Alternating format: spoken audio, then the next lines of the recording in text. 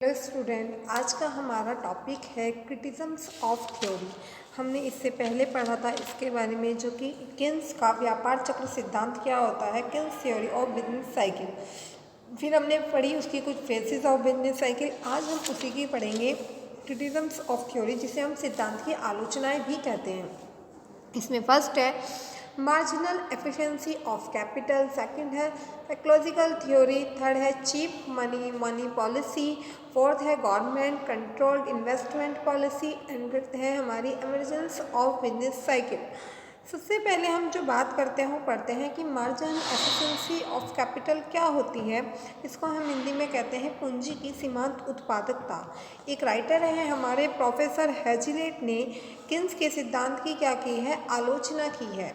उन्होंने बताया है कि किन्स ने आर्थिक संकटों का कारण पूंजी की सीमांत उत्पादकता की आकस्मिक गिरावट बताया है। आपने देखा है, आपने इससे पहले पढ़ा भी था, इसमें अपस्विंग एंड बूम पढ़ा था और डांसिंग एंड क्रिसिस पढ़ा था। तो जब आपने अपस्विंग एंड बूम पढ़ा था तो उसमें हमने पढ़ा है कि जब हमारी पूंजी की सीमांत उत्पादकता बढ़ती है तो हमारे बिजनेस को प्रॉफिट होता है, ठीक है, और जब हमारी पूंजी की सीमांत उत्पादकता घटती है तो हमारे बिजनेस को लॉस होता है। अर्थात हमारी इकोनॉमी, इसके जब पूंजी की सीमांत उत्पादकता बढ़ेगी तो वो ग्रो करेगी, और जब हमारी पूंजी की सीमांत उत्पादकता कम होगी तो हमारी इकोनॉमी क्या होती है, डाउन में चली जाती है।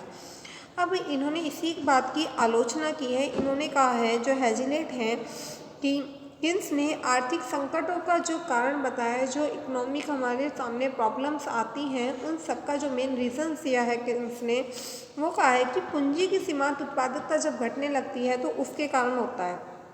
परंतु पूंजी की सीमांत उत्पादकता नाम का शब्द अति स्पष्ट है और उसके अनेक संभव अर्थ हो सकते हैं। इन्होंने कहा है कि ऐसा नहीं है कि अगर हमारी मार्जिनल एफिशिएंसी ऑफ कैपिटल घटेगी तो हमें लॉस भी होगा। कुछ और रीजंस भी हो सकते हैं जिसके कारण क्या हो, हमारे बिजनेस को लॉस हो सकता है। तो इन्होंने किन्स के, जो हैजिलेट है, किन्स के सिद्धांत की आलोचना की है कि आर्थिक संकट सिर्फ marginal efficiency of capital down होने के कारण नहीं होते, या जो हमारा आर्थिक संकट से हम मुक्ति पाते हैं वो भी marginal efficiency of capital grow करने के कारण भी नहीं होते हैं। अब सेकंड जो हम बात करते हैं, साइकोलॉजिकल थ्योरी में इन्होंने क्या क्या है, मनोवैज्ञानिक सिद्धांत। मनोवैज्ञानिक आप लोग जानते ही हैं, जो आपको एक तरीके से मन की बात को जानने उन्हें मनोवैज्ञानिक कहते हैं, है नहीं। तो मनोवैज्ञानिक क्या कहते हैं, मनोवैज्ञानिक सिद्धांत में इन्होंने क्या बताया है, किन्स के अनुसार पूंजी की सीमांत उत्पादकता सबसे महत्वपूर्ण कारण होता है। जो हमारी क्या होती है, किन्स ने तो वही है कि पूंजी की सीमांत उत्पादकता के ऊपर ही है सारा बिजनेस डिपेंड करता है। वो बढ़ेगी तो बिजनेस ग्रो करेगा, वो घटेगी तो बिजनेस ग्रो नहीं कर रहा है, इसका मतलब वो लॉस में जा रहा है। तो इन्होंने कहा है कि किन्स के अनुसार पूंजी की सीमांत उत्पादकता सबसे महत्वपूर्ण कारण है, जो साहसी के विनियोग की मात्रा को निश्चित करता है। साहसी मतलब कौन होता है, जो एंटरप्रेनर होता है, वो इन्वेस्टमेंट कितना कर रहा है या नहीं कर रहा है, उसको जो डिफाइन करता है वो कौन करता है, वो पूंजी की सीमांत उत्पादकता करती है। और आर्थिक उतार चढ़ाव को भी वह उत्पन्न करता है। वो क्या होता है, जो हमारे इकोनॉमिक उतार चढ़ाव होते हैं उनको उत्पन्न करता है। परंतु यह तत्व किस पर आधारित है, उन्होंने कहा है यह जो एलिमेंट है ये किस चीज़ के ऊपर बेस है, हमें ये भी तो पता होना चाहिए। किन्स के अनुसार यह विनियोगकर्ता की क्या होती है, मनोवृत्ति पर आधारित होता है। यदि यह ठीक है तो किन्स का सिद्धांत प्रो-पिगो द्वारा प्रतिपादित मनोवैज्ञानिक सिद्धांत के बहुत निकट है। इन्होंने कहा है कि किन्स के अनुसार पूंजी की सीमांत उत्पादकता सबसे महत्वपूर्ण है, जो साहसी की क्या होती है, विनियोग की मात्रा पर निर्भर करती है और आर्थिक उतार चढ़ाव को भी उत्पन्न करती है। कौन, जो हम इन्वेस्ट कर रहे हैं वो सारी चीज़ें। परंतु यह तत्व किस पर आधारित है, बेस क्या है इस चीज़ का, उन्होंने इस चीज़ की आलोचना की है। किन्स के अनुसार यह विनियोगकर्ता की क्या होता है, मनोवृत्ति पर डिपेंड करता है कि मन की इच्छा है कि उसमें एक तरीके से रिस्क लेने की कैपेसिटी कितनी है। यदि यह ठीक है तो किन्स का सिद्धांत प्रो-पिगो द्वारा प्रतिपादित मनोवैज्ञानिक सिद्धांत के बहुत निकट है। फिर इन्होंने जो थर्ड कहा है वो कहा है चीप मनी पॉलिसी, जिसे हम सस्ती मुद्रा नीति के नाम से भी जानते हैं। किन्स ने सस्ती मुद्रा नीति अथवा नीची ब्याज दरों को आर्थिक संकट का उपचार माना है। ठीक है, इन्होंने क्या कहा है कि जो हमारी सस्ती जो होगी, चीप मॉनेटरी पॉलिसी होगी, और जो हमारी नीची लो रेट ऑफ इंटरेस्ट होगी, उसके कारण क्या आ सकते हैं, जो हमारी इकोनॉमिक्स प्रॉब्लम्स आ सकती हैं, उनका क्या माना है, इन्होंने उपचार माना है।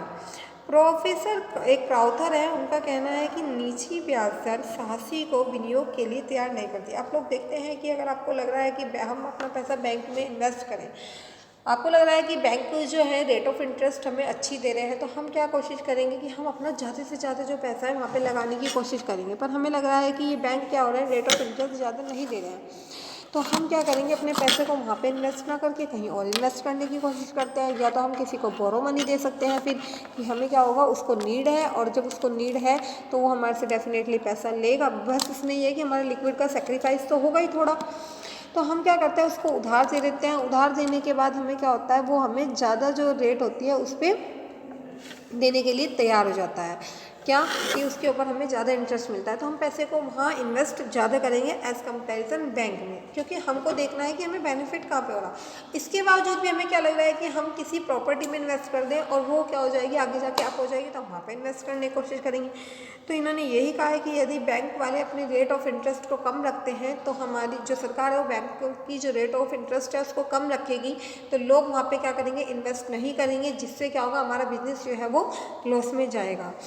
कि सस्ती मुद्रा नीति अथवा नीची ब्याज की दरों को आर्थिक संकट का क्या माना है, ना उपचार माना है, परंतु प्रोफेसर क्राउथर का कहना है कि नीची ब्याज दर साहसी को विनियोग करने के लिए तैयार नहीं करती कि हम कहीं पे अपना इन्वेस्ट करें। ठीक है, क्राउथर ने ब्याज की नीची दर की पानी से तथा साहसी को घोड़े से उपमा देने के लिए कहा है। ठीक है, घोड़े को तालाब तक ले जाना सुगम है, परंतु उसको पानी पिलाना सुगम नहीं है। हम घोड़े को तालाब तक तो लेके जा सकते हैं, पर ये हमारे हाथ में नहीं कि उसको पानी पीना है या नहीं पीना है। वही है कि जब तक हमारे, आप कोई व्यक्ति है, किसी को कोई डिसीज़ होगी, वो उस डिसीज़ को सही करना, उसके जो फैमिली मेम्बर्स हैं वो उसको सपोर्ट कर रहे हैं, डॉक्टर भी उसको सपोर्ट कर रहे हैं पूरा का पूरा। ठीक है, पर वो बंदा अगर खुद को ही कोशिश नहीं करेगा कि हमें सही कैसे होना है, तो वो सही नहीं हो पाएगा। ऐसे ही क्या होता है, किसी इन्वेस्टर के ऊपर भी होता है क्या, कि ब्याज की दर पानी से तथा ब्याज की दर की क्या करी, पानी से तथा साहसी की घोड़े से उपमा की गई है। कि घोड़े को क्या होगा, पानी के आप नियर तो ले जा सकते हो, ठीक है, पर ये उसके ऊपर डिपेंड करता है। आप उसका मुंह भी पानी में डाल दिया, अब उससे डाल भी लिया, पर ये तो उसकी इच्छा के ऊपर ही डिपेंड करेगा ना कि वो पानी पिएगा या नहीं पिएगा। क्या पता वो कई बार मुंह डाल दे और पानी फिर भी ना पिए। तो ये सारी चीज़ें हमारी क्या होती है, किसी भी बिजनेस के ट्रेड साइकिल में अपनी इम्पोर्टेंस निभाती हैं। फिर है हमारी गवर्नमेंट कंट्रोल इन्वेस्टमेंट पॉलिसी। जो हमारी सरकार होती है, कई बार वो भी क्या करती है, जो हमारी इन्वेस्टमेंट पॉलिसी होती है उसको कंट्रोल करती है। क्या बताया, मंदी एवं बेरोजगारी से लड़ने के लिए किन्स ने सरकारी नियंत्रित विनियोग नीति का समर्थन किया है।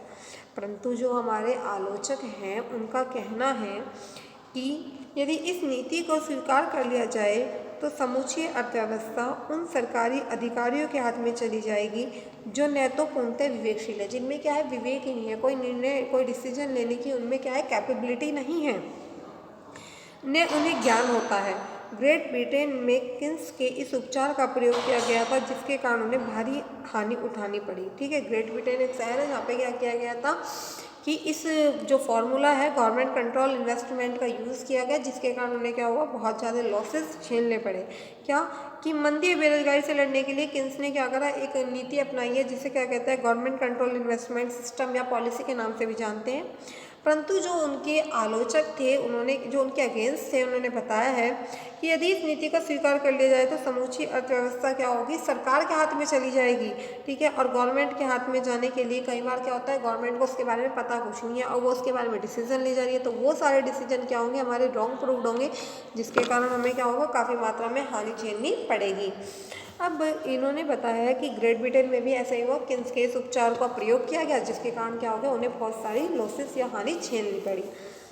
अब लास्ट है हमारा इमरजेंसीज ऑफ बिजनेस साइकिल। क्या कि व्यापार चक्र का आगमन क्या होता है, इमिग्रेंट्स ऑफ बिजनेस साइकिल क्या होता है। इसमें किन्स का सिद्धांत यह बताने को असमर्थ है कि व्यापार चक्र बार बार एक नियत समय पर क्यों आते हैं। कि ये जो बिजनेस साइकिल होता है, ये जो हमारा ट्रेड साइकिल होता है, ये क्या होता है, एक नियत टाइम होता है इसका, एक उस टाइम के बाद ये हमारे चलते रहते हैं। किन्स का सिद्धांत यह बताने में असमर्थ है कि व्यापार चक्र एक नियत समय के बाद क्यों आते हैं तथा उनका एक नियत मार्ग क्यों बना है, उनका एक कोई मार्ग बना है, वो नियत क्यों बना हुआ है। उपरोक्त आलोचनाओं के होते हुए भी यह उल्लेखनीय है कि किन्स ने व्यापार चक्र के सिद्धांत के दो महत्वपूर्ण परिवर्तन भी ला दिए हैं। क्या कि अगर हमारी रेट ऑफ इंटरेस्ट बढ़ेगी तो हम इन्वेस्ट करेंगे, रेट ऑफ इंटरेस्ट नहीं बढ़ेगी तो हम इन्वेस्ट नहीं करेंगे। अब इसमें आपकी एक चीज़ रह गई है व्यापार चक्र का आधुनिक सिद्धांत किसका, वो मैं आपको कल पढ़ाऊँगी। आज के लिए इतना ही, थैंक यू।